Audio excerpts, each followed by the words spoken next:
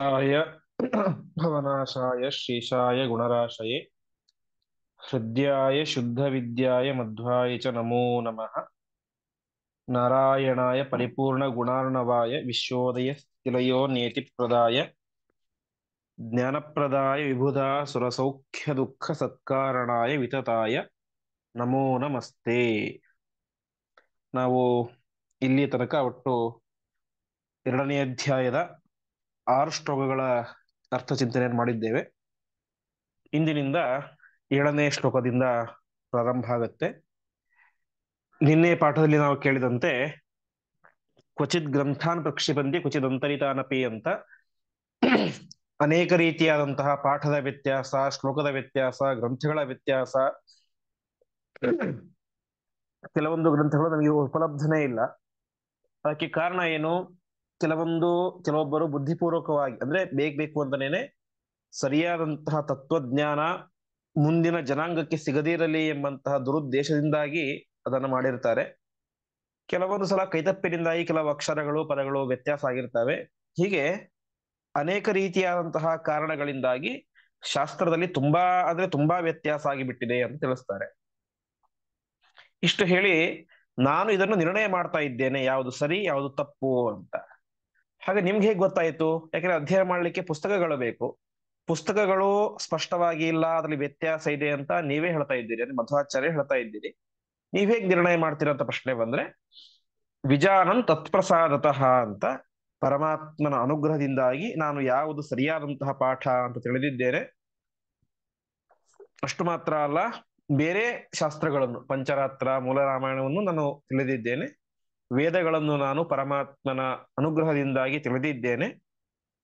ಹಾಗಾಗಿ ನಾನು ಯಾವುದು ಸರಿ ಎಂಬುದಾಗಿ ಅರ್ಥ ನಿರ್ಣಯವನ್ನ ವೇದವ್ಯಾಸರ ದೇವರ ಅನುಗ್ರಹದಿಂದಾಗಿ ಮಾಡ್ತಾ ಇದ್ದೇನೆ ಅಂತ ಆಚಾರ್ಯರು ತಿಳಿಸಿದರು. ಮುಂದಿನ ಶ್ಲೋಕ ನಾನು ಹೇಳ್ತೇನೆ, ನೀವು ಹೇಳಿ. ದೇಶೇ ದೇಶೇ ತಥಾ ಗ್ರಂಥಾನ್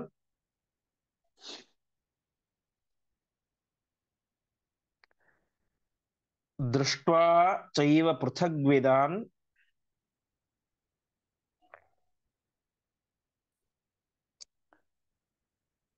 ಯಥಾ ಚ ಭಗವಾನ್ ವ್ಯಾಸಃ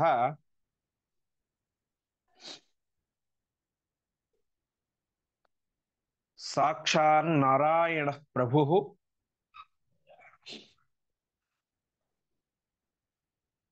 ಜಗಾದ ಭಾರತಾದೇಶು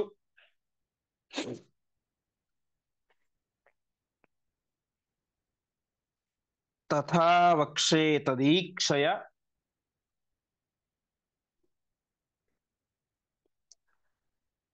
ಸಂಕ್ಷೇಪಾತ್ ಸರ್ವಶಾಸ್ತ್ರಾರ್ಥಂ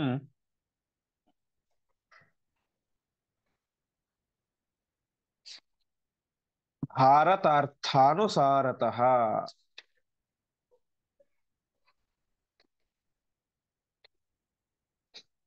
ಪದಚ್ಛೇದ ಹೀಗಿದೆ: ದೇಶೇ ದೇಶೇ ತಥಾ ಗ್ರಂಥಾನ್ ದೃಷ್ಟ್ವಾ ಚ ಏವ ಪೃಥಗ್ವಿದಾನ್ ಯಥಾ ಚ ಭಗವಾನ್ ವ್ಯಾಸಃ ಸಾಕ್ಷಾತ್ ನಾರಾಯಣಃ ಪ್ರಭುಃ ಜಗಾದ ಭಾರತಾದೇಶು ತಥಾ ವಕ್ಷೇ ತದೀಕ್ಷಯ ಸಂಕ್ಷೇಪಾತ್ ಸರ್ವಶಾಸ್ತ್ರಾರ್ಥಂ ಭಾರತಾರ್ಥಾನುಸಾರತಃ. ಸರಿ, ವೇದವ್ಯಾಸ ದೇವರ ಅನುಗ್ರಹದಿಂದಾಗಿ ನಾವು ಮಧ್ವಾಚಾರ್ಯರು ಎಲ್ಲ ಮಹಾಭಾರತದ ಶ್ಲೋಕಗಳನ್ನ, ಪಂಚರಾತ್ರ, ಮೂಲರಾಮಾಯಣ, ಎಲ್ಲ ವೇದಗಳು ಎಲ್ಲವನ್ನು ಕೂಡ ನಾವು ಸ್ಪಷ್ಟವಾಗಿ ತಿಳಿದಿದ್ದೇವೆ ಅಂತ ಆಚಾರ್ಯ ತಿಳಿಸಿದರು. ಹಾಗಾದ್ರೆ ನೇರವಾಗಿಯೇನೆ ಆಚಾರ್ಯರು ಇದು ಸರಿಯಾದಂತಹ ಪಾಠ ಅಂತ ಹೇಳ್ಬೋದಾಗಿತ್ತು. ಹಾಗೆ ಹೇಳಿದ್ದಾರೆ ಕೂಡ. ವಿಶೇಷವಾಗಿ ಯಾವ ಮಧ್ವವಿಜಯ ಗ್ರಂಥದಲ್ಲಿ ಬರಬೇಕಾದ್ರೆ ಆಚಾರ್ಯರಿಗೆ ಆಗತಾನೆ ಸನ್ಯಾಸ ಆಗಿರುತ್ತೆ. ಸನ್ಯಾಸಿ ಆಗಿ ಹೊಸದು ಅದು. ಆ ಸಂದರ್ಭದಲ್ಲಿ ಅಚ್ಯುತ ಪ್ರೇಕ್ಷಾಚಾರ್ಯರು ಅಂದ್ರೆ ಮಧ್ವಾಚಾರ್ಯರಿಗೆ ಸನ್ಯಾಸವನ್ನು ಕೊಟ್ಟಂತಹ ಗುರುಗಳು ಅವರು ತಮ್ಮ 5-6 ಜನ ಶಿಷ್ಯರನ್ನು ಕೂಡಿಸಿಕೊಂಡು ಭಾಗವತದ ಪಾಠವನ್ನು ಮಾಡ್ತಾ ಇರ್ತಾರೆ. ಆ ಸಂದರ್ಭದಲ್ಲಿ ಆ 5-6 ಜನರ ಹತ್ತಿರ ಭಾಗವತದ ಮ್ಯಾನಸ್ಕ್ರಿಪ್ಟ್ ತಾಡವಾಲೆಗಳು ಇರ್ತವೆ. ಆದರೆ ಅದು ಪರಿಶುದ್ಧವಾಗಿರೋದಿಲ್ಲ. ಒಂದೊಂದರಲ್ಲಿ ಒಂದೊಂದು ರೀತಿಯಾದ ಪಾಠಗಳು ಇರ್ತವೆ. ಅಚ್ಯುತ ಪ್ರೇಕ್ಷಾಚಾರ್ಯರು ಅದನ್ನೇ ಅನೇಕ ವರ್ಷಗಳಿಂದಾಗಿ ಪಾಠ ಮಾಡ್ತಾ ಇರ್ತಾರೆ. ಯಾಕಂದ್ರೆ ಅವರಿಗೂ ಕೂಡ ಗೊತ್ತಿರೋದಿಲ್ಲ ಶುದ್ಧ ಪಾಠ ಯಾವುದು ಅಂತ. ಮಧ್ವಾಚಾರ್ಯರು ಕೂಡ ಅವಾಗ ಪಾಠಕ್ಕೆ ಕೂತಿರ್ತಾರೆ. ಅವಾಗ 5ನೇ ಸ್ಕಂದದ ಪಾಠ ಆಗ್ತಾ ಇರುತ್ತೆ. 5ನೇ ಸ್ಕಂದದಲ್ಲಿ ವಿಶೇಷವಾಗಿ ಗದ್ಯ ಭಾಗ ಜಾಸ್ತಿ ಇದೆ, ಪದ್ಯ ಭಾಗ ಅದೇ ರೀತಿ ಗದ್ಯ ಭಾಗ ಕೂಡ ಇದೆ. ಆವಾಗ ಪಾಠ ಆಗ್ತಾ ಇರುತ್ತೆ. 4 ಜನ 4 ರೀತಿ ಹೇಳ್ತಾ ಇರ್ತಾರೆ, ಅನೇಕ ವ್ಯತ್ಯಾಸಗಳು ಹೇಳ್ತಾ ಇರ್ತಾರೆ. ಆವಾಗ ಮಧ್ವಾಚಾರ್ಯರು ತಮ್ಮ ಗುರುಗಳಾದಂತಹ ಅಚ್ಯುತ ಪ್ರೇಕ್ಷಾಚಾರ್ಯರಿಗೆ ಹೇಳ್ತಾರೆ, ಸ್ವಲ್ಪ ಪಾಠ ನಿಲ್ಲಿಸಿ ಅಂತ. ಯಾಕೆ ಅಂತ ಕೇಳಿದಾಗ, ಈ 5 ತಾಡವಾಲೆಗಳಲ್ಲಿ ಅಂದ್ರೆ ಮ್ಯಾನಸ್ಕ್ರಿಪ್ಟ್ಗಳಲ್ಲಿ ಈ ಒಂದು ತಾಡವಾಲೆಯಲ್ಲಿ ಇರುವಂತಹ ಪಾಠ ಅದು ಶುದ್ಧವಾದಂತಹ ಪಾಠ, ವೇದವ್ಯಾಸ ದೇವರಿಗೆ ಅಭಿಮತವಾದಂತಹ ಪಾಠ ಅಂತ ಆಚಾರ್ಯರು ಸ್ಪಷ್ಟವಾಗಿ ಹೇಳ್ತಾರೆ. ಆವಾಗ ಅಚ್ಯುತ ಪ್ರೇಕ್ಷಾಚಾರ್ಯ ಆಶ್ಚರ್ಯ ಆಗುತ್ತೆ. ಇದು ಹೇಗ್ ಸಾಧ್ಯ? ನನಗೆ ಇಷ್ಟು ವರ್ಷ ಆಗಿದೆ, ವಯಸ್ಸಾಗಿದೆ, ಇಷ್ಟು ವರ್ಷಗಳಿಂದ ನಾನು ಇದನ್ನ ಪಾಠ ಮಾಡ್ತಾ ಇದ್ದೀನಿ, ನನಗೆ ಇನ್ನು ಗೊತ್ತಿಲ್ಲ, ನೀನಿನ್ನೂ ಸರಿಯಾಗಿ ಪುಸ್ತಕ ತೆಗೆದು ಭಾಗವತವನ್ನು ಓದೇ ಇಲ್ಲ, ಅಧ್ಯಯನವೇ ಮಾಡಿಲ್ಲ, ಅಂತಹದ್ರಲ್ಲಿ ಇಷ್ಟು ತಾಡವಾಲೆಗಳಲ್ಲಿ ಇದೇ ಸರಿಯಾದಂತಹ ಪಾಠ ಅಂತ ಹೇಗೆ ಹೇಳಿ ಸಾಧ್ಯ ಅಂತ ಕೇಳ್ತಾರೆ. ಇಲ್ಲ ನನಗೆ ಗೊತ್ತಿದೆ ಅಂತ ಹೇಳ್ತಾರೆ. ಹಾಗಾಗಿ ಗೊತ್ತಿದೆ ಅಂತ ಹಾಗಿದ್ರೆ ಇದರ ಮುಂದಿನ ಗದ್ಯ ಭಾಗವನ್ನು ನೀನು ಹೇಳ್ತಾ ಹೋಗು ಅಂತ ಹೇಳ್ತಾರೆ. ಆವಾಗ ಮಧ್ವಾಚಾರ್ಯರು ಯಾವುದೇ ರೀತಿಯ ತಾಡವಾಲೆಗಳನ್ನು ಮುಂದೆ ಇಟ್ಟುಕೊಳ್ಳದೇನೆ ವಿಶೇಷವಾಗಿ ಕಂಠ ಅಂದ್ರೆ ಬಾಯ್ಪಾಠ ಮಾಡಿ ಯಾವ ರೀತಿ ಹೇಳ್ತೇವೋ ಆ ರೀತಿಯಾಗಿ ನಿರಾತಂಕವಾಗಿ ಯಾವುದೇ ಪುಸ್ತಕಗಳನ್ನು ನೋಡದೇನೆ ಆ ಪಂಚಮ ಸ್ಕಂದದ ಸಂಪೂರ್ಣ ಅನುವಾದವನ್ನ ಗದ್ಯ ಭಾಗದ ಗದ್ಯವನ್ನ ಅಚ್ಯುತ ಪ್ರೇಕ್ಷಾಚಾರ್ಯ ಮುಂದೆ ಹೇಳ್ತಾರೆ ಅಂತೆ. ಅವಾಗ ಆಶ್ಚರ್ಯ ಆಗುತ್ತೆ. ಅತ್ರ ಜನ್ಮನಿನ ಯತ್ಪಠಿತಂತೆ ಅಂತ ಹೇಳ್ತಾರೆ ಅವರು. ನೀನು ಈ ಜನ್ಮದಲ್ಲಂತೂ ಇದನ್ನು ಓದಿಲ್ಲ, ಯಾಕೆ ನೀನು ಇನ್ನೂ ವಯಸ್ಸೇ ಕಡಿಮೆ, ಈ ಜನ್ಮದಲ್ಲಿ ನೀನು ಇದನ್ನು ಅಧ್ಯಯನ ಮಾಡೇ ಇಲ್ಲ, ಹಾಗಾಗಿ ನೀನು ಇದನ್ನು ಹಿಂದಿನ ಜನ್ಮದಲ್ಲಿ ಓದಿರಬೇಕು ಅಂತ ಅನಿಸುತ್ತೆ ಅಂತ ಹೇಳ್ತಾರೆ. ಆವಾಗ ಆಚಾರ್ಯರು ಕೂಡ ಅದನ್ನೇ ಹೇಳ್ತಾರೆ, ನಾನು ಈ ಜನ್ಮದಲ್ಲಿ ಇದನ್ನ ಅಧ್ಯಯನ ಮಾಡಿಲ್ಲ, ಹಿಂದಿನ ಪೂರ್ವ ಜನ್ಮದಲ್ಲಿ ನಾನು ಇದನ್ನ ಅಧ್ಯಯನಗಳನ್ನು ಮಾಡಿದ್ದೇನೆ ಎಂಬುದಾಗಿ ಆಚಾರ್ಯ ತಿಳಿಸ್ತಾರೆ. ಹಾಗಾಗಿ ಆಚಾರ್ಯರಿಗೆ ಏನಿದೆ ಎಲ್ಲದರ ಜ್ಞಾನವೂ ಕೂಡ ಇದೆ. ಹಾಗಾಗಿ ಅವರು ನೇರವಾಗಿ ಇದೇ ಪಾಠ ಅಂತ ಹೇಳ್ಬೋದಾಗಿತ್ತು. ಆದರೆ ಇದು 4 ಜನರ ಮಧ್ಯದಲ್ಲಿ ಅಂದ್ರೆ ತಮ್ಮ ಗುರು ಶಿಷ್ಯರ ಸಂಬಂಧದಲ್ಲಿ ಹೇಳುವುದೇ ಬೇರೆ, ಅದನ್ನ ಒಂದು ಗ್ರಂಥ ರೂಪದಲ್ಲಿ ಬರೆದು ಮುಂದಿನ ಅನೇಕ ಶತಮಾನಗಳವರೆಗೆ ಕೊಡಬೇಕು ಅಂತ ಹೇಳಿದಾಗ ಅದರಲ್ಲಿ ಒಬ್ಬ ಗ್ರಂಥಕಾರನಾದಂಥವನು ಯಾವ ರೀತಿಯಾಗಿ ಪ್ರವೃತ್ತಿಯನ್ನು ಮಾಡಬೇಕು, ಸುಮ್ಮನೆ ತನಗೆ ಗೊತ್ತಿದೆ ಅಂತ ಬರೆದು ಬಿಡೋದಲ್ಲ. ಹಾಗಾಗಿ ಗ್ರಂಥಕಾರನಾದಂಥವನು ಯಾವ ರೀತಿಯಾಗಿ ಇರಬೇಕು ಅಂತ ಲೋಕಕ್ಕೆ ತೋರಿಸಲಿಕ್ಕೋಸ್ಕರ ಆಚಾರ್ಯರು ಒಂದು ಕಾರ್ಯವನ್ನು ಮಾಡಿದರು ಎಂಬುದಾಗಿ ತಿಳಿಸ್ತಾ ಇದ್ದಾರೆ. ಯಾವ ಕಾರ್ಯ ಅಂತ ಹೇಳಿದ್ರೆ, ದೇಶೇ ದೇಶೇ ತಥಾ ಗ್ರಂಥಾನ್ ದೃಷ್ಟ್ವಾ ಚೈವ ಪೃಥಗ್ವಿದಾನ್ ಎಂಬುದಾಗಿ. ಯಾವಾಗ ಆ ಉತ್ತರ ಬದರಿ ಕ್ಷೇತ್ರದಲ್ಲಿ, ದೊಡ್ಡ ಬದರಿ ಕ್ಷೇತ್ರದಲ್ಲಿ ವೇದವ್ಯಾಸ ದೇವರು ಆಜ್ಞೆಯನ್ನು ಮಾಡಿದರು, ನೀವು ಮಹಾಭಾರತಕ್ಕೆ ತಾತ್ಪರ್ಯ ನಿರ್ಣಯ ಎನ್ನುವಂತಹ ಗ್ರಂಥವನ್ನು ಬರೀಬೇಕು ಅಂತ. ಆವಾಗಲೇನೆ ಅನೇಕ ಜ್ಞಾನಿಗಳು ಹೇಳುವಂತೆ ಆಚಾರ್ಯರು ಉತ್ತರ ಬದರಿ ಕ್ಷೇತ್ರದಿಂದಾಗಿ ವಾಪಸ್ ಬರ್ಬೇಕಾದ್ರೆ, ಏನು ಉಡುಪಿ ಕ್ಷೇತ್ರಕ್ಕೆ ಬರ್ಬೇಕಾದ್ರೇನೆ ಅಲ್ಲಿಂದಾಗಿ ಅನೇಕ ಕ್ಷೇತ್ರಗಳಲ್ಲಿ ಇದ್ದಂತಹ ಎಲ್ಲ ಗ್ರಂಥಾಲಯಗಳಿಗೆ, ವಿದ್ಯಾಕ್ಷೇತ್ರಗಳಿಗೆ ಹೋಗಿ ಅಲ್ಲಿ ಇದ್ದಂತಹ ಮಹಾಭಾರತದ ಅನೇಕ ತಾಡವಾಲೆಗಳನ್ನ, ಮ್ಯಾನಸ್ಕ್ರಿಪ್ಟ್ಗಳನ್ನ ಸಂಗ್ರಹ ಮಾಡಿಕೊಂಡು ಅದೆಲ್ಲವನ್ನು ಕೂಡ ವಿಚಾರ ಮಾಡಿ ತಾವೇನ್ ಮಾಡ್ತಾರೆ, ಮುಂದೆ ಉಡುಪಿ ಕ್ಷೇತ್ರದಲ್ಲಿ ಇದ್ದುಕೊಂಡು ಅದನ್ನು ರಚನೆ ಮಾಡ್ತಾರೆ ಅಂತ. ಇದು ಸರಿಯಾದಂತಹ ಪಾಠ ಅಂತ ನಿರ್ಣಯವನ್ನು ಮಾಡಿ ಅದಕ್ಕೆ ಮತ್ತೆ ನಿರ್ಣಯ, ಕೇವಲ ಶುದ್ಧ ಪಾಠ ಅಲ್ಲ, ಪಾಠ ಶುದ್ಧ ಅದು ಒಂದು ಹಂತ, ಅದರಲ್ಲಿ ಅನೇಕ ರೀತಿಯಾದಂತಹ ಸಂಶಯಗಳು ಬರ್ತಾವೆ, ಅದೆಲ್ಲದಕ್ಕೂ ಕೂಡ ನಿರ್ಣಯ ಅಂತ ಈ ರೀತಿಯಾಗಿ ದೇಶೇ ದೇಶೇ ತಥಾ ಗ್ರಂಥಾನ್, ಬೇರೆ ಬೇರೆ ಪ್ರದೇಶಗಳಲ್ಲಿ, ದೇಶ ಅಂತೇಳಿ ಮತ್ತೆ ಅವರು ಅಂದ್ರೆ ಭರತ ಖಂಡವನ್ನು ಬಿಟ್ಟು ಬೇರೆ ಕಡೆ ಹೋಗಿದ್ರು ಅಂತ ಅರ್ಥ ಅಲ್ಲ. ಸಂಸ್ಕೃತದಲ್ಲಿ ದೇಶ ಅನ್ನುವಂತ ಶಬ್ದಕ್ಕೆ ಪ್ರದೇಶ ಅಂತ ಅರ್ಥ, ಒಂದು ಸ್ಥಳ ಅಂತ. ಹಾಗಾಗಿ ಬೇರೆ ಬೇರೆ ಸ್ಥಳಗಳಲ್ಲಿ ಇದ್ದಂತಹ ಎಲ್ಲ ಗ್ರಂಥಾಲಯಗಳಿಗೆ, ವಿದ್ಯಾಕ್ಷೇತ್ರಗಳಿಗೆ, ಮಠಮಂದಿರಗಳಿಗೆ ಎಲ್ಲ ಕಡೆ ಹೋಗಿ ಅಲ್ಲಿ ಇದ್ದಂತಹ ಪ್ರಾಚೀನ ಹಸ್ತಪ್ರತಿಗಳನ್ನ ಸಂಗ್ರಹ ಮಾಡಿ ಇದರಲ್ಲಿ ಯಾವುದು ಶುದ್ಧ ಪಾಠ ಅಂತ ನಿರ್ಣಯ ಮಾಡ್ತಾರೆ ಆಚಾರ್ಯರು.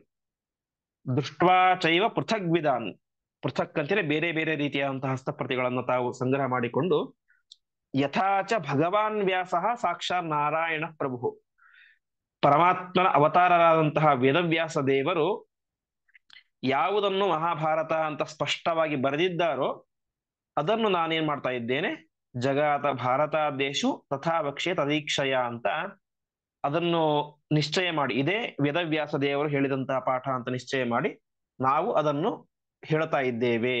ಹೇಗೆ? ಅವರ ಅನುಗ್ರಹದಿಂದಾಗಿ, ವೇದವ್ಯಾಸ ದೇವರ ವಿಶೇಷವಾದಂತಹ ಅನುಗ್ರಹದಿಂದಾಗಿ ಯಾವುದು ಶುದ್ಧ ಪಾಠ ಎಂಬುದಾಗಿ ನಿರ್ಣಯವನ್ನು ಮಾಡಿ ನಾನು ನಿಮ್ಮ ಮುಂದೆ ಇಡ್ತಾ ಇದ್ದೇನೆ. ಅಷ್ಟು ಮಾತ್ರ ಅಲ್ಲ, ಸಂಕ್ಷೇಪಾತ್ ಸರ್ವಶಾಸ್ತ್ರಾರ್ಥಂ ಭಾರತಾರ್ಥಾನುಸಾರತಃ, ಆ ಮಹಾಭಾರತದ ಅರ್ಥಕ್ಕೆ ಅನುಗುಣವಾಗಿ ಮಹಾಭಾರತದಲ್ಲಿ ಏನು ಹೇಳಿದ್ದಾರೋ ಅದನ್ನು ಇಟ್ಟುಕೊಂಡು ಸರ್ವಶಾಸ್ತ್ರಾರ್ಥಂ ಸಂಕ್ಷೇಪಾತ್ ವಕ್ಷೆ, ಶಾಸ್ತ್ರಾರ್ಥವನ್ನ, ಸಮಸ್ತ ಶಾಸ್ತ್ರಗಳ ಅರ್ಥವನ್ನ ಸಂಕ್ಷೇಪವಾಗಿ ಹೇಳ್ತಾ ಇದ್ದೇನೆ ಅಂತ ಆಚಾರ್ಯರು ತಿಳಿಸ್ತಾ ಇದ್ದಾರೆ. ಅಂದರೆ ಈ ವೇದ ಉಪನಿಷತ್ತು ಇವೆಲ್ಲವೂ ಕೂಡ ಥೇರಿ ಇದ್ದಂಗೆ, ಮಹಾಭಾರತ ಒಂದು ಪ್ರಾಕ್ಟಿಕಲ್ ಇದ್ದಂಗೆ. ವೇದದಲ್ಲಿ ಹೇಳಿರುವಂತಹ ನಿಯಮಗಳನ್ನು ಯಾರ್ಯಾರು ಫಾಲೋ ಮಾಡಿದ್ದಾರೆ, ಅದನ್ನು ರಕ್ಷಣೆ ಮಾಡಿದ್ದಾರೆ, ಅದನ್ನು ಅನುಸರಿಸಿ ಮಾಡಿದ್ದಾರೆ, ಅದರಿಂದ ಅವ್ರಿಗೆ ಏನು ಫಲ ಸಿಕ್ಕಿದೆ ಅಂತ ನಮಗೆ ಪಾಂಡವರ ಕಥೆ ನೋಡಿದ್ರೆ ಗೊತ್ತಾಗುತ್ತೆ. ಅವ್ರು ಯಾವತ್ತೂ ಕೂಡ ಅಧರ್ಮದ ಹಾದಿಯನ್ನು ತುಳಿಲಿಲ್ಲ. ಅಧರ್ಮದ ಹಾದಿಯನ್ನು ತುಳಿದಂತಹ ಯಾವ ಈ ದುರ್ಯೋಧನಾದಿಗಳ ಕಥೆ ಏನಾಯಿತು ಅದನ್ನು ಕೂಡ ಹೇಳ್ತಾರೆ. ಅನೇಕ ಜ್ಞಾನಿಗಳ, ವಿದುರ, ಸಂಜಯ ಮುಂತಾದಂತಹ ಜ್ಞಾನಿಗಳ ಕಥೆಯನ್ನು ಹೇಳ್ತಾರೆ, ಸಾಕ್ಷಾತ್ ಪರಮಾತ್ಮನ ಕಥೆಯನ್ನು ಹೇಳ್ತಾರೆ. ಹಾಗಾಗಿ ವೇದ ಒಂದು ರೀತಿ ಥೇರಿ ಇದ್ದಂತೆ, ಇದನ್ನು ಮಾಡಬೇಕು ಇದನ್ನು ಮಾಡಬಾರ್ದು ಅಂತ ಹೇಳುತ್ತೆ. ಅದನ್ನು ಯಾರು ಮಾಡಿದ್ದಾರೆ, ಮಾಡಿದ್ದರ ಪರಿಣಾಮ ಏನಾಯಿತು, ಮಾಡದೇ ಇದ್ದಿದ್ದರ ಪರಿಣಾಮ ಏನಾಯಿತು ಎನ್ನುವುದಾಗಿ ವಿಸ್ತಾರವಾಗಿ ತಿಳಿಸುವಂಥದ್ದು ಮಹಾಭಾರತ ಮುಂತಾದಂತಹ ಗ್ರಂಥಗಳು. ಹಾಗಾಗಿ ಮಹಾಭಾರತ ಗ್ರಂಥ ಏನಾಗಿದೆ, ಸರ್ವಶಾಸ್ತ್ರಾರ್ಥ, ಎಲ್ಲ ಶಾಸ್ತ್ರಗಳ ಸಾರರೂಪವಾಗಿ ಇರುವಂಥದ್ದು ಅದು ಮಹಾಭಾರತ. ಹಾಗಾಗಿ ಆ ಮಹಾಭಾರತದ ವಿಶೇಷವಾದಂತಹ ನಿರ್ಣಯವನ್ನು ನಾವು ಇಲ್ಲಿ ಸಂಕ್ಷೇಪವಾಗಿ ತಿಳಿಸ್ತಾ ಇದ್ದೇವೆ ಅಂತ ಆಚಾರ್ಯರು ಹೇಳ್ತಾ ಇದ್ದಾರೆ. ಯಾಕೆಂದ್ರೆ ಮಹಾಭಾರತ ಗ್ರಂಥ ಇರೋದೇ 1,00,000 ಶ್ಲೋಕ. ಹಾಗಾಗಿ ಅಷ್ಟು ವಿಸ್ತಾರವಾಗಿ ನಾವು ಹೇಳ್ತಾ ಇಲ್ಲ, ಹೊರತು ಸಂಕ್ಷೇಪವಾಗಿ ಹೇಳ್ತಾ ಇದ್ದೇವೆ. ಅದರಲ್ಲಿ ಇರುವುದು ಸುಮಾರು ಈಗ 5,600 ಶ್ಲೋಕಗಳು. ಅದರಲ್ಲಿ ರಾಮಾಯಣದ ಭಾಗ ಒಂದಿಷ್ಟು ತೆಗೆದಿದ್ರೆ ಒಂದು ಸುಮಾರು 3,500-4,000 ಶ್ಲೋಕಗಳಷ್ಟು ನಮಗೆ ಸಿಗಬಹುದು. ಹಾಗಾಗಿ 1,00,000 ಶ್ಲೋಕ ಇರುವಂತಹ ಮಹಾಭಾರತದ ನಿರ್ಣಯವನ್ನು ನಾನು ಸಂಕ್ಷೇಪವಾಗಿ ಕೆಲವೇ 1,000 ಶ್ಲೋಕಗಳಲ್ಲಿ ನಿಮ್ಮ ಮುಂದೆ ಇಡ್ತಾ ಇದ್ದೇನೆ. ಅದಕ್ಕೆ ಅನೇಕ ರೀತಿಯಾದಂತಹ ದೃಷ್ಟಾಂತಗಳನ್ನು ಕೂಡ ನಾನು ಮುಂದೆ ಕೊಡ್ತಾ ಹೋಗ್ತೇನೆ ಎಂಬುದಾಗಿ ಆಚಾರ್ಯರು ತಿಳಿಸ್ತಾ ಇದ್ದಾರೆ. ಇದು ಅತ್ಯಂತ ಪ್ರಾಮಾಣಿಕವಾದಂತಹ ನಡೆ ಅಂತ. ಅಂದ್ರೆ ಹಿಂದಿನ ಅನೇಕ ಸಲ ಹೇಳಿದಂತೆ ನಮಗೆ ನಂಬಿಕೆ ಇದೆ ಮಧ್ವಾಚಾರ್ಯರು ವಾಯುದೇವರ ಅವತಾರ, ಸರ್ವಜ್ಞರು ಅಂತ. ಆದರೆ ಇದನ್ನು ಪ್ರತಿಯೊಬ್ಬರು ಕೂಡ ಒಪ್ಪೋದಿಲ್ಲ. ಮಧ್ವಾಚಾರ್ಯರನ್ನು ಒಬ್ಬ ದಾರ್ಶನಿಕರು ಅಂತ ನೋಡುವಂತಹ ಅನೇಕ ಜನ ಇದ್ದಾರೆ. ಹಾಗಾಗಿ ಅವರು ಇದನ್ನು ಒಪ್ಪಬೇಕು ಅಂತ ಹೇಳಿದ್ರೆ ಅದರಲ್ಲಿ ಕೇವಲ ನಂಬಿಕೆ ಮಾತ್ರ ಸಾಕಾಗುವುದಿಲ್ಲ, ಅದಕ್ಕೆ ಪ್ರಮಾಣಗಳು ಬೇಕು. ಹಾಗಾಗಿ ಆಚಾರ್ಯ ಹೇಳಿದ್ದಾರೆ, ನಾನು ಇದನ್ನು ಕೇವಲ ನನಗೆ ಗೊತ್ತಿದೆ ಅಂತ ಬರಲಿಲ್ಲ, ಎಲ್ಲ ತಾಡವಾಲೆಗಳನ್ನು ಕೂಡ ಸಂಗ್ರಹ ಮಾಡಿ ಇದನ್ನೇ ಶುದ್ಧವಾದಂತಹ ಪಾಠ ಅಂತ ನಿರ್ಣಯ ಅಂತ ಮಾಡಿ ನಾನು ಈ ಗ್ರಂಥವನ್ನು ಬರೆದಿದ್ದೇನೆ ಅಂತ ತಮ್ಮ ಪ್ರಾಮಾಣಿಕತೆಯನ್ನು ಮತ್ತು ಅದಕ್ಕಿಂತ ಪ್ರಧಾನವಾಗಿ ಒಬ್ಬ ಗ್ರಂಥಕಾರನ ಯಾವ ರೀತಿಯಾಗಿ ಇರಬೇಕು ಅಂತ ತೋರಿಸ್ತಾ ಇದ್ದಾರೆ. ಗ್ರಂಥಕಾರ ಯಾವುದೇ ಒಂದು ಗ್ರಂಥವನ್ನು ಬರಿಬೇಕಾದ್ರೆ ಅಥವಾ ಒಂದು ಗ್ರಂಥಕ್ಕೆ ವ್ಯಾಖ್ಯಾನವನ್ನು ಬರಿಬೇಕಾದ್ರೆ ಸುಮ್ಮನೆ ಯಾವುದೋ ಒಂದು ಹಸ್ತಪ್ರತಿ ಸಿಕ್ತು ಅಂತ ಅದನ್ನೇ ಇಟ್ಟುಕೊಂಡು ಬರೆದರೆ ಅದು ಅಷ್ಟು ಪ್ರಾಮಾಣಿಕ ಅಂತ ಅನ್ಸೋದಿಲ್ಲ. ಹೊರತು ಅದರ ಬಗ್ಗೆ ಎಷ್ಟೆಷ್ಟು ಹಸ್ತಪ್ರತಿಗಳಿದ್ದಾವೋ ಅವುಗಳನ್ನು ಸಂಗ್ರಹ ಮಾಡಿಕೊಂಡು ಅದರಲ್ಲಿ ಯಾವುದು ಮೂಲ ಪಾಠ ಎಂಬುದಾಗಿ ನಿರ್ಣಯವನ್ನು ಮಾಡಿಕೊಂಡು ಬರೆದಾಗ ಆ ಗ್ರಂಥಕ್ಕೆ ಪ್ರಾಮುಖ್ಯತೆ, ಪ್ರಾಶಸ್ತ್ಯ, ಅದರ ಹಿರಿಮೆ ಗರಿಮೆಗಳು ಜಾಸ್ತಿ ಆಗ್ತವೆ. ಹಾಗಾಗಿ ಆಚಾರ್ಯರು ಈ ರೀತಿಯಾದಂತಹ ಅನೇಕ ಗ್ರಂಥಾಲಯ ಎಲ್ಲ ಕಡೆ ಹೋಗಿ ಆ ತಾಡವಾಲೆಗಳನ್ನ ಸಂಗ್ರಹ ಮಾಡಿಕೊಂಡು ಬಂದು ತಾವೇನು ಮಾಡ್ತಾ ಇದ್ದಾರೆ, ಈ ಒಂದು ಗ್ರಂಥವನ್ನ ರಚನೆ ಮಾಡಿದ್ದಾರೆ ಎಂಬುದಾಗಿ ಸ್ವತಃ ಆಚಾರ್ಯರೇ ತಿಳಿಸ್ತಾ ಇದ್ದಾರೆ. ಮುಂದಿನ ಶ್ಲೋಕ, ನಿರ್ಣಯ ಸರ್ವಶಾಸ್ತ್ರಾಣಾಂ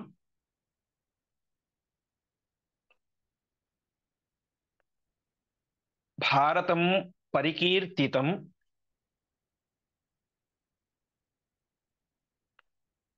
ಭಾರತಂ ಸರ್ವವೇದಾಶ್ಚ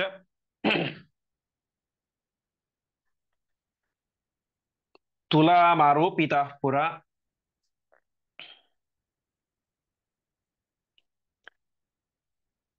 ದೇವೈರ್ಬ್ರಹ್ಮಾದಿಭಿಃ ಸರ್ವೈಃ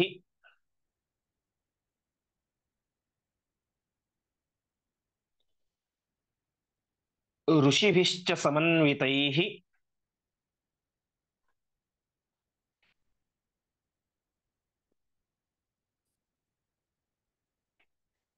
ವ್ಯಾಸಸ್ಯೈವಾಜ್ಞೆಯ ತತ್ರ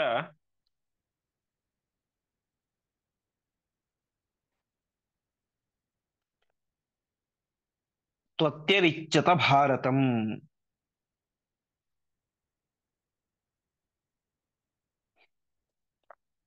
ಪದಚ್ಛೇದ ಹೀಗಿದೆ: ನಿರ್ಣಯಃ ಸರ್ವಶಾಸ್ತ್ರಾಣಾಂ ಭಾರತಂ ಪರಿಕೀರ್ತಿತಂ ಭಾರತಂ ಸರ್ವವೇದಾಃ ಚ ತುಲಾಂ ಆರೋಪಿತಾಃ ಪುರಾ ದೇವೈಃ ಬ್ರಹ್ಮಾದಿಭಿಃ ಸರ್ವೈಃ ಋಷಿಭಿಃ ಚ ಸಮನ್ವಿತೈಃ ವ್ಯಾಸಸ್ಯ ಏವ ಆಜ್ಞೆಯ ತತ್ರ ತು ಅತ್ಯರಿಚ್ಯತ ಭಾರತಂ.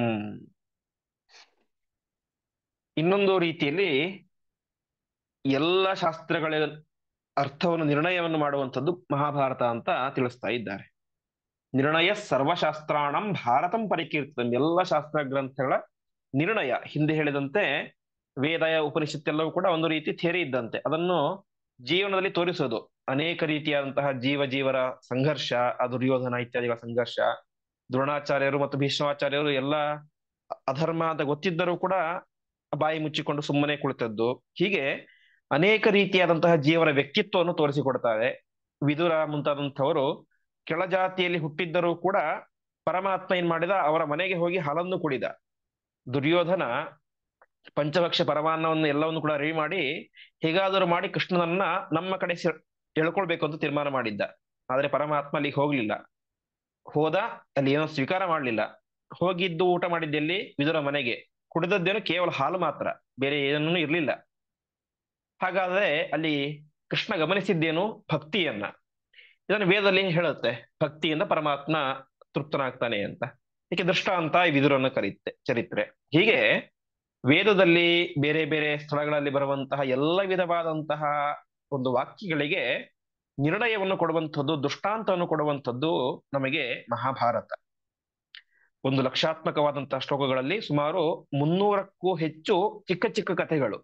ಅಂದ್ರೆ ಪ್ರಧಾನವಾಗಿ ಪಾಂಡವ, ಕೌರವರು, ಕೃಷ್ಣ, ಭೀಷ್ಮಾಚಾರ್ಯರು, ದ್ರೋಣಾಚಾರ್ಯವರ ಕಥೆ ಬೇರೆನೆ, ಅದು ಹೋಗ್ತಾ ಇರುತ್ತೆ. ಅದರ ಮಧ್ಯದಲ್ಲಿ ಅನೇಕ ರೀತಿಯ ಚಿಕ್ಕ ಚಿಕ್ಕ ಕಥೆಗಳು ಬರ್ತಾವೆ. ಅವೆಲ್ಲವೂ ಕೂಡ ವೇದದ ಅರ್ಥ ನಿರ್ಣಾಯಕವಾದಂತಹ ಕಥೆಗಳು. ಸುಮ್ಮನೆ ಅದನ್ನು ವೇದವ್ಯಾಸ ದೇವರು ಸೇರಿಸ್ಲಿಲ್ಲ. ಸುಮ್ಮನೆ ಮಹಾಭಾರತ ಗ್ರಂಥ ದೊಡ್ಡದಾಗಬೇಕು, 1,00,000 ಶ್ಲೋಕ ಆಗಬೇಕು ಅಂತ ಸೇರಿಸಿದ್ದಲ್ಲ. ಹೊರತು ನಮಗೆಲ್ಲರಿಗೂ ಕೂಡ ಈ ಮಹಾಭಾರತ ಗ್ರಂಥ ಅದು ಮಾರ್ಗದರ್ಶನ ಆಗಬೇಕು, ವೇದದ ಅರ್ಥ ಇದರ ಮೂಲಕ ತಿಳಿಬೇಕು ಎನ್ನುವಂತಹ ಉದ್ದೇಶದಿಂದಾಗಿ ವೇದವ್ಯಾಸ ದೇವರು ಇದನ್ನು ರಚನೆ ಮಾಡಿದ್ದಾರೆ. ಹಾಗಾಗಿ ನಿರ್ಣಯ ಸರ್ವಶಾಸ್ತ್ರಾಣಾಂ ಭಾರತಂ ಪರಿಕೀರ್ತಿತಂ. ಇದಕ್ಕೆ ಸಂವಾದಿಯಾಗಿ ಒಂದು ಕಥೆಯನ್ನು ಕೂಡ ಆಚಾರ್ಯರು ಇಲ್ಲಿ ತಿಳಿಸ್ತಾರೆ. ಭಾರತಂ ಸರ್ವವೇದಾಶ್ಚ ತುಲಾಂ ಆರೋಪಿತ ಪುರ ಎಂಬುದಾಗಿ ವಿಶೇಷವಾಗಿ ಹಿಂದೆ ಎಲ್ಲ ದೇವಾನುದೇವತೆಗಳು, ಋಷಿಗಳು ಕೂಡ ಎಲ್ಲರೂ ಕೂಡ ಸೇರಿಕೊಂಡು ವೇದವ್ಯಾಸ ದೇವರ ಅಪ್ಪಣೆಯಂತೆ ಒಂದು ತೀರ್ಮಾನವನ್ನು ಮಾಡ್ತಾರೆ. ಇವತ್ತು ನಾವೆಲ್ಲರೂ ಕೂಡ ಸೇರಿಕೊಂಡು ವೇದಗಳೆಲ್ಲವೂ ಕೂಡ ಶ್ರೇಷ್ಠವೋ ಅಥವಾ ಮಹಾಭಾರತವೋ ಶ್ರೇಷ್ಠವೋ ಅಂತ ಪರೀಕ್ಷೆ ಮಾಡಬೇಕು ಅಂತ. ಭಾರತಂ ಸರ್ವವೇದಾಶ್ಚ ತುಲಾಂ ಆರೋಪಿತ ಪುರ. ಸರಿ, ಹೇಗೆ ಅದನ್ನು ಮಾಡೋದು? ಅದಕ್ಕೆ ವೇದವ್ಯಾಸ ದೇವರೇನೆ ಒಂದು ಆಜ್ಞೆಯನ್ನು ಮಾಡ್ತಾರೆ. ನೀವೆಲ್ಲರೂ ಕೂಡ ಒಂದು ಮಣಿಯಲ್ಲಿ, ಅಂದ್ರೆ ಆ ವೇದಗಳ ಸಾರವನ್ನ ಒಂದು ಮಣಿಯಲ್ಲಿ ಚಿಂತನೆ ಮಾಡಿ, ಮಹಾಭಾರತದ ಸಾರವನ್ನ ಒಂದು ಮಣಿಯಲ್ಲಿ ಚಿಂತನೆ ಮಾಡಿ, ಆ ಒಂದು ಮಣಿಯನ್ನ ಒಂದು ತಕ್ಕಡಿಯಲ್ಲಿ ಇಡಿ, ಇನ್ನೊಂದು ಭಾಗದಲ್ಲಿ ಮಹಾಭಾರತದ ಮಣಿಯನ್ನು ಇಡಿ. ಯಾವುದು ಕೆಳಗಡೆ ಬರುತ್ತೋ ಅದು ಶ್ರೇಷ್ಠ ಅಂತ. ಇದನ್ನು ವಿಶೇಷವಾಗಿ ಟೀಕಾಕೃತ್ಪಾದರು ಜಯತೀರ್ಥರು ಗೀತಾಭಾಷ್ಯದಲ್ಲಿ ತಿಳಿಸ್ತಾರೆ. ತುಲಾರೋಪಣಂ ಭಾರವೋತ್ತಂ ಚ ಪ್ರತಿನಿಧಿ ದ್ವಾರೇಣ, ಅಂದ್ರೆ ಗ್ರಂಥಗಳನ್ನೇ ತೆಗೆದುಕೊಂಡು ಹೋಗಿ ಅಲ್ಲಿ ಇಡ್ಲಿಲ್ಲ, ಹೊರತು ಪ್ರತಿನಿಧಿ ದ್ವಾರೇಣ ಮಣಿಯನ್ನು ಇಟ್ಟರು ಅಂತ ತಿಳಿಸ್ತಾರೆ. ಹಾಗೆ ಆ ರೀತಿಯಾಗಿ ಇಟ್ಟಾಗ ದೇವೈಹಿ ಬ್ರಹ್ಮಾದಿಭಿಶ್ಚೈವ ಸರ್ವೈಹಿ ಋಷಿಭಿಶ್ಚ ಸಮನ್ವಿತೈಹಿ ಅಂತ ಎಲ್ಲ ಋಷಿಗಳು, ಬೇರೆ ಬೇರೆ ಜ್ಞಾನಿಗಳು, ಬ್ರಹ್ಮರುದ್ರಾದಿ ಸಕಲ ದೇವಾನುದೇವತೆಗಳು ಎಲ್ಲರೂ ಕೂಡ ಸೇರಿಕೊಂಡು ಆ ಒಂದು ಕಾರ್ಯವನ್ನು ಮಾಡ್ತಾರೆ. ಆವಾಗ ಶ್ರೇಷ್ಠ ಅಂತ ಗೊತ್ತಾಗಿದ್ಯಾವುದು? ವ್ಯಾಸಸ್ಸೈವಾಜ್ಞೇಯ ತತ್ರ ತ್ವತ್ಯರಿಚ್ಯತ ಭಾರತಂ. ಅತ್ಯರಿಚ್ಯತ ಅಂದ್ರೆ ಅದೇ ಮಹಾಭಾರತವೇನೆ ಶ್ರೇಷ್ಠ ಅಂತ ಸಿದ್ಧ ಆಯಿತು ಅಂತ ತಿಳಿಸ್ತಾರೆ. ಹಾಗಾಗಿ ವೇದಾದಿ ಶಾಸ್ತ್ರಗಳು ಶ್ರೇಷ್ಠ, ಆದರೆ ಅದು ನಮಗೆ ಅರ್ಥ ಆಗೋದಿಲ್ಲ. ವೇದದ ನಮಗೆ ಎಂತಹ ದೊಡ್ಡ ಸಂಸ್ಕೃತ ಭಾಷೆ ಗೊತ್ತಿದ್ದರೂ, ಸಂಸ್ಕೃತ ಭಾಷೆಯಲ್ಲಿ PhD ಮಾಡಿದ್ದರೂ ಕೂಡ ವೇದ ನಮಗೆ ಸರಿಯಾಗಿ ಅರ್ಥ ಆಗೋದಿಲ್ಲ. ಯಾಕೆಂದ್ರೆ ವೇದದ ಭಾಷಾ ಲಹರಿಯೇ ಬೇರೆ, ನಾವು ಇವತ್ತು ಉಪಯೋಗಿಸುವಂತಹ ಸಂಸ್ಕೃತ ಭಾಷೆಯ ಲಹರಿಯೇ ಬೇರೆ. ಅದರಲ್ಲಿ ಉದಾತ್ತ, ಅನುದಾತ್ತ, ಸ್ವರಿತ ಅಂತ ಸ್ವರಗಳಿರ್ತವೆ. ಅಂದ್ರೆ ಮೇಲೆ ಕೆಳಗೆ, ಕೆಲವೊಂದು ಕಡೆ 2 ಸ್ವರ ಇರುತ್ತೆ, ಕೆಲವೊಂದು ಕಡೆ 3 ಸ್ವರ ಇರುತ್ತೆ. ಆ ಹೂ ಹಾ, ಹೂ ಹಾ ಹೂ ಅಂತೆಲ್ಲ ಸಾಮವೇದದಲ್ಲಿ ಬರುತ್ತೆ. ಹೀಗೆ ಆ ಸ್ವರಗಳಿಗೂ ಅರ್ಥ ಇರುತ್ತೆ. ಇನ್ನು ನಾವು ವೇದದ ಅರ್ಥವನ್ನು ತಿಳಿಬೇಕು ಅಂತ ಹೇಳಿದ್ರೆ ಕೇವಲ ವೇದ ಓದಿದ್ರೆ ಅರ್ಥ ಆಗೋದಿಲ್ಲ. ಮತ್ತೆ ವೇದಕ್ಕೆ ವೇದ ನಮಗೆ ಸರಿಯಾಗಿ ಅರ್ಥ ಆಗ್ಬೇಕು ಅಂತ ಹೇಳಿದ್ರೆ 7 ಗ್ರಂಥಗಳನ್ನು ಅಧ್ಯಯನ ಮಾಡಬೇಕು ಅಂತ ಶಾಸ್ತ್ರ ತಿಳಿಸುತ್ತೆ. ಶಿಕ್ಷಾ, ವ್ಯಾಕರಣ, ಶಿಕ್ಷಾಶಾಸ್ತ್ರ, ವ್ಯಾಕರಣಶಾಸ್ತ್ರ, ನಿರುಕ್ತ ಶಾಸ್ತ್ರ, ಛಂದಶಾಸ್ತ್ರ, ಜ್ಯೋತಿಷ್ಯ ಮತ್ತು ಕಲ್ಪ, 6 ಅಂಗಗಳು. 6 ಶಾಸ್ತ್ರಗಳನ್ನು ಅಧ್ಯಯನ ಮಾಡಬೇಕು. ಆ 6 ಶಾಸ್ತ್ರಗಳನ್ನು ಸರಿಯಾಗಿ ಅಧ್ಯಯನ ಮಾಡಿದಾಗ ವೇದದ ಅರ್ಥ ನಮಗೆ ನಮ್ಮ ಯೋಗ್ಯತೆಗೆ ತಕ್ಕಂತೆ ಆಗುತ್ತೆ, ಪೂರ್ಣವಾಗಿ ಅರ್ಥ ಆಗೋದಿಲ್ಲ. ಹಾಗಾಗಿ ಆ ವೇದದ ಸಾರ ನಮಗೆ ಅರ್ಥ ಆಗ್ಬೇಕು ಅಂತ ಹೇಳಿದ್ರೆ ಮಹಾಭಾರತ ಬೇಕು. ಹಾಗಾಗಿ ಮಹಾಭಾರತವೇ ಶ್ರೇಷ್ಠ ಆಯ್ತು ಅಂತ ಚರಿತ್ರೆ ಹೇಳುತ್ತೆ. ಅಲ್ಲಿ ಒಟ್ಟಿನಲ್ಲಿ ತಾತ್ಪರ್ಯ ಇಷ್ಟು, ಯಾವ ಮಹಾಭಾರತ ಗ್ರಂಥ ಅದು ನಮಗೆ ನಿರ್ಣಯವನ್ನು ಕೊಡುವಂತಹ ಗ್ರಂಥಗಳಲ್ಲಿ ಅತ್ಯಂತ ಶ್ರೇಷ್ಠವಾದದ್ದು ಮಹಾಭಾರತ ಎನ್ನುವಂತಹ ಗ್ರಂಥ.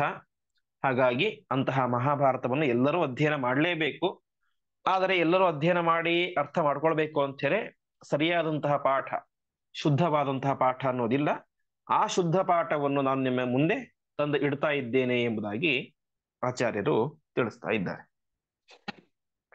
ಮುಂದಿನ ಶ್ಲೋಕ,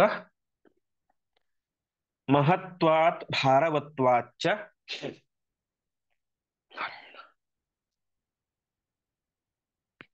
ಮಹಾಭಾರತ ಮುಚ್ಯತೆ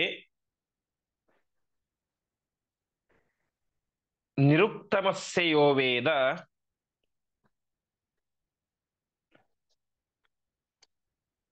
ಸರ್ವ ಪಾಪೈಃ ಪ್ರಮುಚ್ಯತೆ.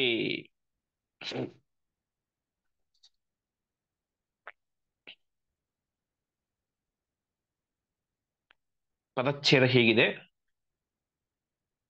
ಮಹತ್ವಾತ್ ಭಾರವತ್ವಾತ್ ಚ ಮಹಾಭಾರತಂ ಉಚ್ಯತೆ ನಿರುಕ್ತಂ ಅಸ್ಯ ಯಹ ವೇದ ಸರ್ವಪಾಪೈಃ ಪ್ರಮುಚ್ಯತೆ.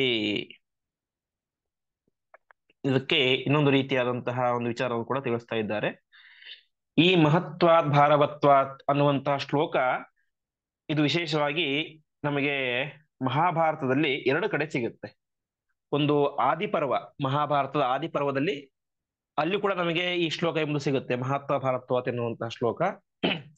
ಅದೇ ರೀತಿಯಾಗಿ ಮುಂದೆ ಸ್ವರ್ಗಾರೋಹಣ ಪರ್ವ, ಪಾಂಡವರೆಲ್ಲರೂ ಕೂಡ ಸ್ವರ್ಗಕ್ಕೆ ಹೋಗಬೇಕಾದ್ರೆ ಆ ಒಂದು ಸಂದರ್ಭದಲ್ಲಿಯೂ ಕೂಡ ನಮಗೆ ಈ ಶ್ಲೋಕ ಎಂಬುದು ಮಹಾಭಾರತದ ಮೂಲದಲ್ಲಿ ಕೂಡ ನಮಗೆ ಸಿಗುತ್ತೆ. ಆ ಶ್ಲೋಕವನ್ನ ಆಚಾರ್ಯರು ಇಲ್ಲಿ ತಿಳಿಸ್ತಾ ಇದ್ದಾರೆ. ಈ ಗ್ರಂಥಕ್ಕೆ ವೇದವ್ಯಾಸ ದೇವರು ಇಟ್ಟಂತಹ ಹೆಸರು ಮಹಾಭಾರತ ಅಂತ. ಮಹಾಭಾರತ ಅಂತ ಯಾಕೆ ಹೆಸರಿಟ್ರು ಅಂತ ಹೇಳಿದ್ರೆ, ಮಹತ್ವಾತ್ ಭಾರವತ್ವಾಚ್ಚ ಮಹಾಭಾರತ ಮುಚ್ಯತೆ ಅಂತ. ಮಹಾಭಾರತ ಅಂತ ಹೆಸರು ಯಾಕೆ ಬಂತು ಅಂದ್ರೆ, ಇದು ಅತ್ಯಂತ ಮಹತ್ತಾದದ್ದು, ಅಂದ್ರೆ ಅತ್ಯಂತ ಶ್ರೇಷ್ಠವಾದಂತಹ ಅರ್ಥವನ್ನ, ವೇದದ ಅರ್ಥ ಅಂತ ಹೇಳಿದ್ರೆ ಸಾಮಾನ್ಯದ್ದಲ್ಲ.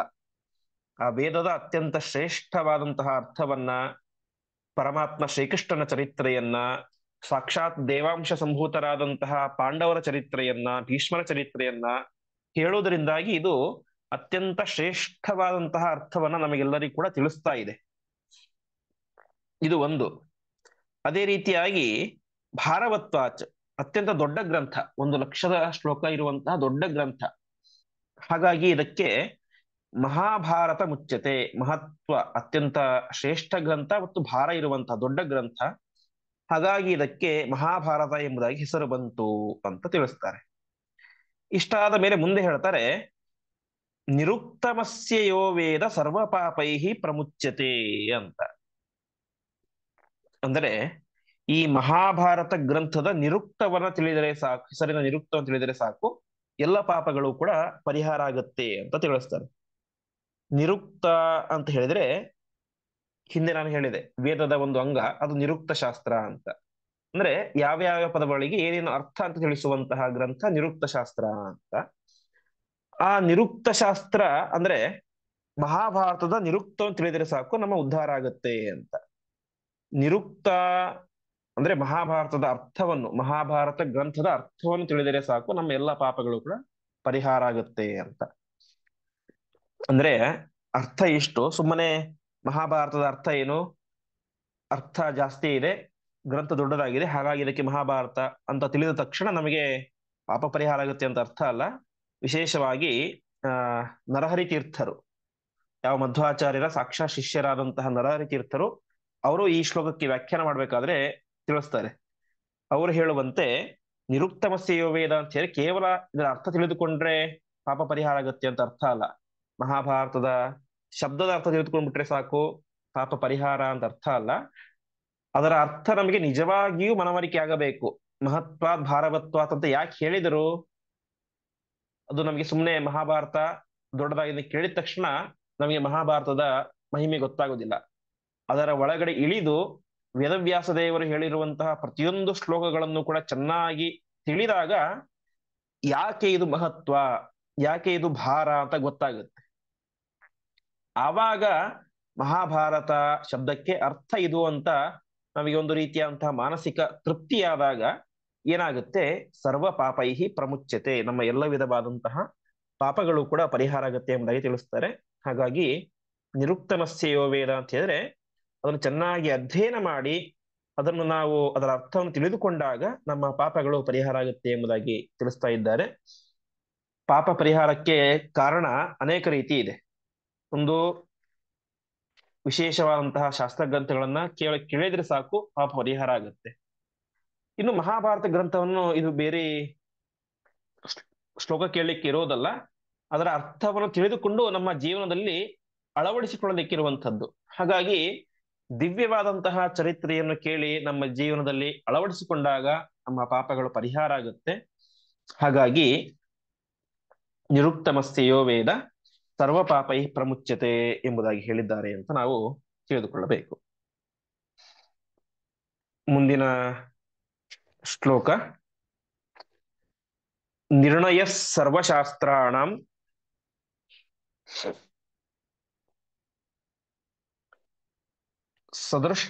ಸದೃಷ್ಟಾಂತೋ ಹಿ ಭಾರತೆ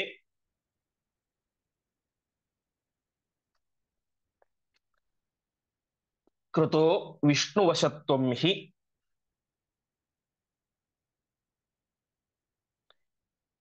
ಬ್ರಹ್ಮಾದೀನಾಂ ಪ್ರಕಾಶಿತಂ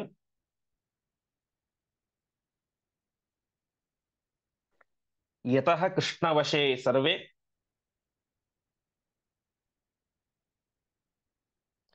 ಭೀಮಾದ್ಯಾಃ ಸಮ್ಯಗೀರಿತಾಃ.